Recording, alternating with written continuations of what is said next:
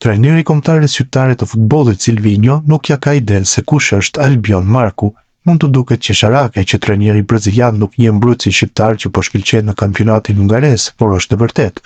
Kjo u kuptua qartësisht në konferencën përshtyp kur u pyet se pse në mungesë të hysajt nuk ishte ftuar lojtarin në fjalë, i cili kishte bërë paraqitje mbretësilënse me skuadrën e Eto Gjorit, duke i shënuar edhe Ferencvaroshit. Kush është lojtari? Ku luan? Është lojtar qendre? I djathtë? Është qendër i djathtë apo ansor i djathtë? Pyeti trajneri para se të mendohej pak dhe pastaj të fliste për zgjedhjen e Hadroit në atë pozicion. Dhe pse ky i fundit nuk luan që nga janari dhe për më tepër vetë Silvinho pak kohë më parë quante mbrojtës të majt në radhët e kuqezimeve. Shikoni, ne duhet të respektojmë një transferim. Pas hyrjes dhe Balliut ne kemi sjell Hadroin, e ka bërë një transferim në Ukrainë.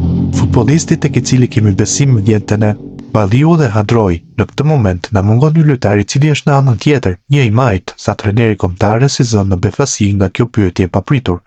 Duket shumë e çuditshme që trajnerit nuk i është komunikuar asgjë nga stafi kombëtares për një lojtar i cili është 24 vjeçar dhe ka luajtur 15 ndeshje me fanellën e U21-shit, pa harruar këtu praninë e tij në kumbullimet e kombëtares së parë në periudhën kur ajo drejtohej nga Edi Reja.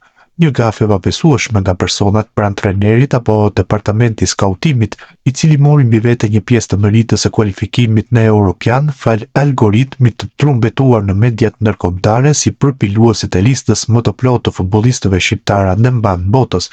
Rasti i çuditës së Silvinhos me Albion Markun vërteton të kundërtën.